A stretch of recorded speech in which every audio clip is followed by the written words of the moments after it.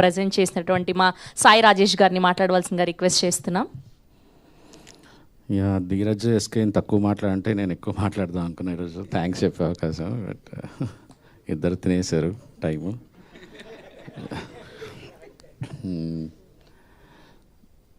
ఒక్కొక్క మంచి అంటే నేను ఇది నా 5th ఫిలిం యాజ్ ఏ రైటర్గా, ప్రొడ్యూసర్గా 4th ఫిలిం. ఒక సినిమా మంచి సినిమా తీస్తున్నప్పుడు ఇట్లా నేచర్ హెల్ప్ చేస్తుంది. అది నేను చాలాసార్లు గమనిస్తూ వచ్చాను.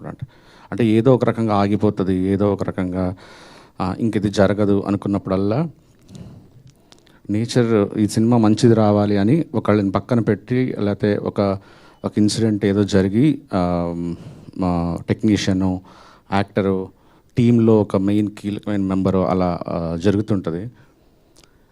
ఈ సినిమాకి రవి ఎంత లక్కీ అంటే ప్రతి ఒక్కళ్ళు, ఎడిటర్ సంతు దగ్గర నుంచి డైరెక్షన్ డిపార్ట్మెంట్ సారథి గారు, లక్కీ, కెమెరామెన్లు, ప్రొడ్యూసర్లు, ఎవ్రీవన్, ప్రతి ఒక్కళ్ళు ఈ సినిమా మాది అనుకొని పనిచేశారు.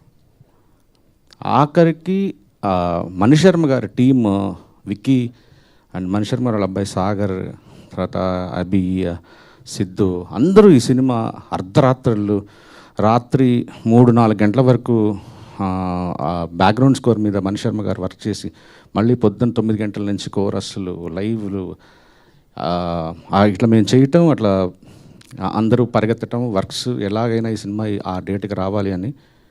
సారథి గారు ఆయన ఏజ్కి అసలు నిద్రపోకుండా అన్నపూర్ణ స్టూడియోలోనే ఆ టేబుల్ మీద అక్కడే ఆ సోఫాలోనే కూర్చొని నిద్రలేక రవి గెలవాలి, మంచి సినిమా బయటికి రావాలి రవి దగ్గర నుంచి అని ప్రతి ఒక్కళ్ళు ఈ సినిమా హెల్ప్ చేశారు.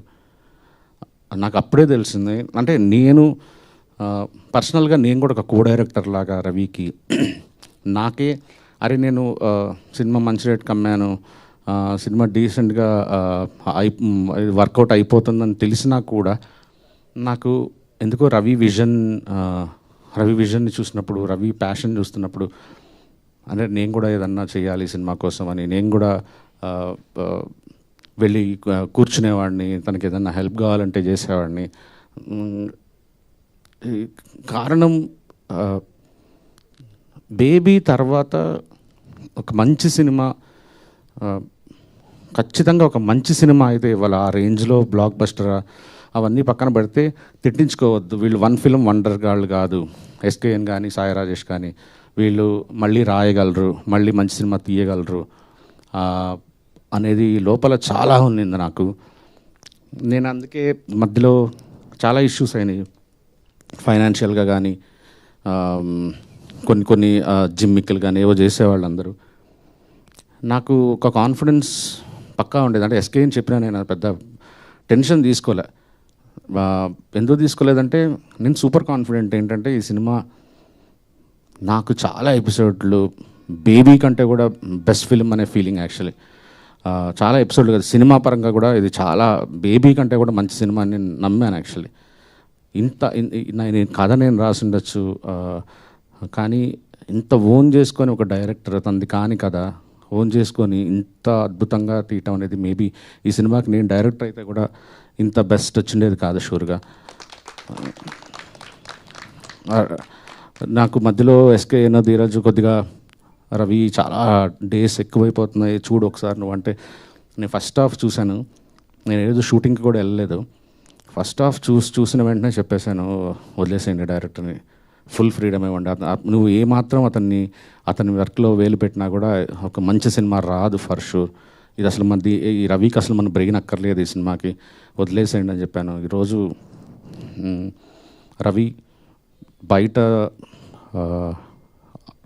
అసలు especially women they love your film and నేను నీ సెన్సిబిలిటీస్కి నువ్వు చాలా పెద్ద డైరెక్టర్ అవుతావు రవి, నో డౌట్. ఎస్కేఎన్తో మళ్ళీ చేస్తావా లేదా అది నీ పర్సనల్ విషయం.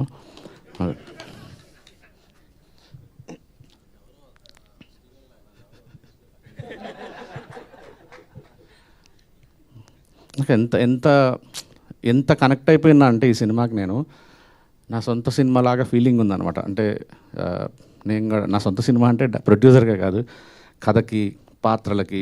నాకు ఇందాక ఇక్కడ కూర్చుంటే నివి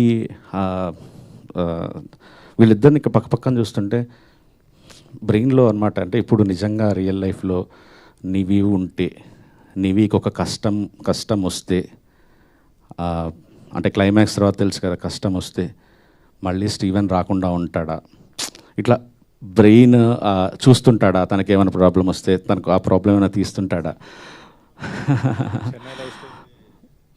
అదే సో బ్రెయిన్లో అంటే వాళ్ళు ఇద్దరు ఎంత ప్రేమించేశానంటే ఇద్దరిని. నాకు గౌరీ అంటే మా వాళ్ళు ధీరజ్ ఎస్కేను అందరు స్టార్స్, ప్రతి స్టార్కి కట్ చేయించడానికి ట్రై చేశారు అమ్మాయిలకి.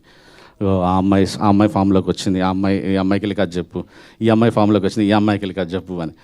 నాకు అరే ఒక తెలుగు వచ్చిన అమ్మాయి అయితే కరెక్ట్గా మనం నీట్గా ఎక్స్ప్లెయిన్ చేయొచ్చు, సినిమా మనం ప్రాపర్గా కన్విన్స్ చేయొచ్చు ఆ క్యారెక్టర్ని అని చెప్పి అనుకున్నాను. అందరూ రిజెక్ట్ చేసుకుంటూ వచ్చారు. మనసులో ఎంత సంతోషపడేవాడిని అంటే వాళ్ళు తీసుకొచ్చిన ప్రతి ఒక్కళ్ళు క్యాన్సిల్ చేస్తుంటే మాకొద్దు బాగాలేదు ఇది బాగాలేదు అంటుంటే ఓకే డన్ హ్యాపీ అనుకున్నాను. అదే నేచర్.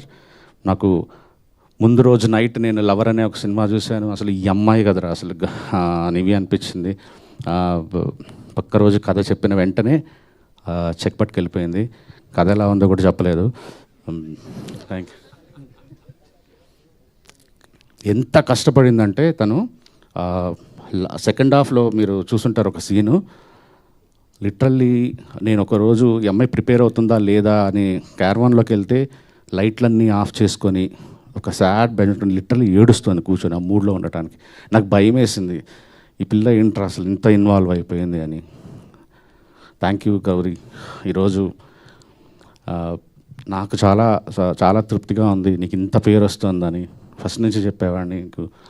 అండ్ నాకు హాస్పిటల్లో మదర్ సీన్ మీరు థ్యాంక్ యూ అండి, చాలా బాగా బ్యూటిఫుల్ చేశారండి అసలు. యాక్చువల్లీ తను ఒక డైలాగ్ చెప్తుంది తను, నేను ఎడిటింగ్లో ఎన్నిసార్లు రిపీట్, నాకు ఇప్పటికి కూడా ఆ ఒక షార్ట్ గురించి మళ్ళీ చూడాలనిపిస్తుంటుంది. మా డిఓపి గారు ఫెంటాస్టిక్గా తీశాడు. సినిమాకి ఏం కావాలో అసలు కొన్ని సీన్లు చూస్తుంటే అట్లాగా చెక్కినట్టుగా ఒక క్లాసిక్ తీసినట్టుగా విజువల్స్ ఇచ్చారు. Thank you sir. అండ్ నాకు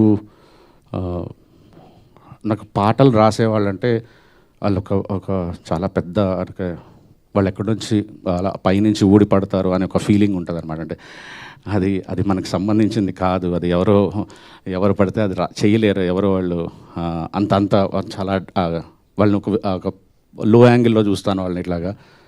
నాకు అలాగా నా కెరియర్లో నేను సంపాదించుకున్న మంచి స్నేహితుడు బ్లైండ్గా అనంత్ గారికి కథ చెప్పేసి ఆయనకు ఫీడింగ్ ఇచ్చేస్తే నేను ఒక్క మొక్క కూడా దిద్దను, అడగను. ఎందుకంటే నా పనితో ఆయన పనితో పాటు నా పని కూడా నా స్ట్రెస్ కూడా అందరి స్ట్రెస్ కూడా తీసేసుకొని నాకు అవసరం లేదన్న ఇంతకంటే బెస్ట్ రానంతగా గొప్ప లిరిక్స్ ఇస్తాడు అనంత్ గారు. మా ఫిల్మ్ఫేర్, ఐఫా, సైమా 3 ఓ 2 ప్రేమ మేఘాలతో కొట్టిన తర్వాత మళ్ళీ నాకు ఫుల్ కార్డ్ మొత్తం అన్ని పాటలు అనంత్ గారు రాసిచ్చారు. Sir thank you so much. And last cinema మొత్తం చూసి చిరునవ్వుతో అనే పాట రాసినప్పుడు కళ్ళల్లో నీళ్ళు తిరిగినాయి. ఐ థింక్ ఈరోజు రిలీజ్ అయింది ఆ సాంగ్. అందరూ చూడండి, సినిమాలో గ్రేటెస్ట్ సాంగ్ అది. ఎంత మంచి లిరిక్స్ చెప్పలేను నేను. And thank you sir, thank you. ఈసారి కూడా అన్ని అవార్డులు గెలవాలని కోరుకుంటున్నాను. దేవి నా అన్ని ఫిలిమ్స్కి తనే costume designer. Good job Devi. And మమ్మల్ని భరించిన మా విశాల గారు, అందరికంటే మొత్తం టీం అందరూ ఎస్కేని భరించాలి. పాపం నన్ను నా టెంపర్ని భరించే ఫస్ట్ వ్యక్తి తను. నిఖిల్ గారు thank you so much sir, beautiful actor. మళ్ళీ తొందరలో ఇంకో మంచి సినిమా చేద్దాం అనుకుంటున్నాను. అండ్ మా త్రిగుణ్, నేను రాసుకున్న ఎందుకో తిరిగి తెలుస్తానే ఉన్నాను వీళ్ళకి. చాలా ఇయర్స్ నుంచి ఫ్రెండ్స్ మేము.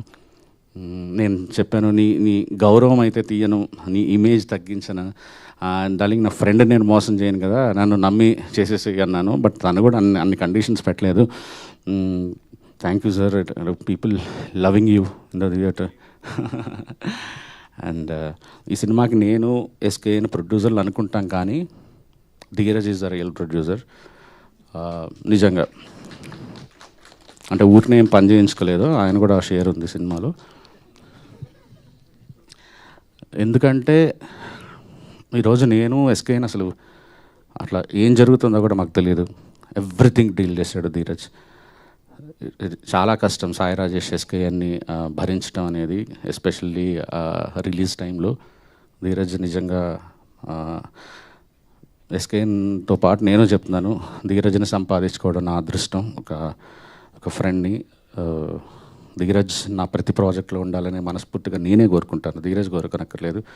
ఎందుకంటే నా నా నా నా పెయిన్ని, నా బాధ, నా స్ట్రెస్, ఎవ్రీథింగ్ ధీరజ్ తీరుస్తాడని నమ్మకం నాకుంది. అండ్ మా ఎస్కేఎన్ ఇద్దరికి అస్సలు సెట్ అవ్వదు, ఇద్దరు మైండ్ సెట్ వేరే. అసలు ఇద్దరు ఏ రకంగా సింక్ అవ్వం అసలు యాక్చువల్లీ. అలాంటిది ఇన్ని సంవత్సరాల నుంచి ట్రావెల్ అవుతున్నాము. రీజన్ ఒక్కటే, పిచ్చి సినిమా అంటే ఎస్కేఎన్కి. ఏదో డబ్బులు వస్తున్నాయి లోపల వేసుకుందామని ఉండదు. ఒక ₹1,00,00,000 వస్తే దాంట్లో అంటే మన శ్రవంతి గారి డ్రెస్సులాగా ఆవిడ తీసుకునే పేమెంట్ కంటే ఆవిడ కాస్ట్యూమ్స్ ఖర్చు ఎక్కువ ఉంటుంది. అలాగా మా ఎస్కేఎన్ డబ్బులు వస్తే సినిమా మీద ఎంత వస్తే అంత సినిమా మీద పెట్టేస్తాడు. తర్వాత అంటే ఫస్ట్ ముందు హిట్ కావాలి, ముందు బ్లాక్ బస్టర్ కావాలి. నాకు కానీ ఎస్కేఎన్కి అది ఒక్క కామన్ థింగ్ అదే ఉంటుంది, ఏంటంటే హిట్ కొట్టాలి. ఇది ఒక్కటే లోపల ఇద్దరిని నడిపిస్తుంటుంది. అందుకే మేము ఇద్దరం ఇంత ట్రావెల్ చేస్తున్నాం. ఇంకా ఈ జర్నీ ఇలానే ప్రశాంతంగా ఉండదు తెలుసు. మంచిగా సక్సెస్ఫుల్గా కొనసాగాలని కోరుకుంటున్నాను. Thank you.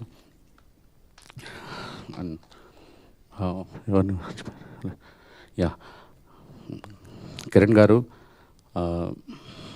నేను ఈ సినిమాకి చాలా బుర్ర పెట్టలేదు పబ్లిసిటీ విషయంలో. First time. యూజువల్లీ నేను అన్నింటిలో పబ్లిసిటీలో వేలు పెడుతుంటా. ఈ సినిమాకి నేను ఏది ఆలోచించలేదు. జస్ట్ నా పని ఏవో వర్క్ చేయించుకోవడం తప్ప. కారణం మీరే. ఎందుకంటే ఈ సినిమాని మీరు ఎంత ప్రేమించారంటే, మీరు ఒక ప్రొడ్యూసర్ అయ్యారు, మీరు ఒక డైరెక్టర్ అయ్యారు, మీరు ఈ సినిమా కొట్టాలని మీరే కష్టపడ్డారు. ఎవ్రీథింగ్. నిజం చెప్పాలంటే మేము తిరుపతికి వెళ్ళినప్పుడు కానీ, తర్వాత ఎక్కడికి వెళ్ళినా ఆయన ఈ సినిమా నాది అనుకున్నారు, ఆయనే ముందుకు తీసుకెళ్లారు. ఈరోజు ఈ సినిమాకి వన్ ఆఫ్ ద ప్రొడ్యూసర్ అనొచ్చు, వన్ ఆఫ్ ద డైరెక్టర్ అనొచ్చు, వన్ ఆఫ్ ద రైటర్ అనొచ్చు, వన్ ఆఫ్ ద అన్నీ అనొచ్చు. ఎందుకంటే మేమేమీ పెద్ద ఇండస్ట్రీలో పెద్ద పేరున్న ప్రొడ్యూసర్స్ ఏం కాదు. బేబీ అనే ఒక ఫిలిం తీసుకొని అక్కడికి వెళ్ళాము. ఏ రోజు మమ్మల్ని వీ హ్యావ్ ఫైనాన్షియల్ ఇష్యూస్ మధ్యలో మమ్మల్ని ఏ రోజు డబ్బులు ఎక్కడ ఎప్పుడు ఏంటి, ఈరోజు కూడా ప్రౌడ్ చెప్తున్నాను, ఈరోజు కూడా ఆయనకి బ్యాలెన్స్ పెట్టే సినిమా రిలీజ్ చేసాం. ఐ థింక్ నో వన్ ఈరోజు డబ్బింగ్లో కూడా అడుగుపెట్టరు చాలామంది. థ్యాంక్ యూ అన్న, ఐ లవ్ యూ. అంటే ఈ సినిమా ఒక తృప్తి ఉంది, మీకు ఒక మంచి సినిమా ఇచ్చాము, మీ కెరియర్లో బిగ్గెస్ట్ బ్లాక్ బస్టర్ ఇచ్చామనేది. ఎంత కష్టపడ్డారంటే నైట్ మేము అనుకున్న డేట్లన్నీ మెస్అప్ అయిపోయి ఆయన వేరేదేదో కమిట్ అయి ఉంటే పొద్దున 5 వరకు అక్కడ ఊరవతల అక్కడ దాదాపు 70 కిలోమీటర్స్ దూరంలో అక్కడ పనిచేసి కార్లో నిద్రపోయి పొద్దున మళ్ళీ 6 o'clock ఇంకో ఫిల్మ్ జాయిన్ అయ్యేవాడు. మళ్ళీ అక్కడ ముగించేసి మళ్ళీ కార్లో ఒక గంట పట్టుకొని మళ్ళీ షూటింగ్ జాయిన్ అయ్యారు. అంటే 24 hours రౌండ్ ద క్లాక్ పనిచేశారు ఈ సినిమా కోసం. Think no one will do. అంటే అసలు ఎందుకు ఇవ్వాలి వీళ్ళకి తెలియాలి. ఇంకొన్ని రోజులు నేను డేట్ లేకపోతే తెలిసి వస్తుంది అని అనుకోలేదు ఆయన. ఏదో ఒక ప్రాబ్లం వచ్చింది ఈరోజు. అందుకని ప్రొడ్యూసర్ని సపోర్ట్ చేయాలి, డైరెక్టర్ని సపోర్ట్ చేయాలి. తెలిసి Ravi is the most luckiest. ఇలాంటి హీరో దొరకటం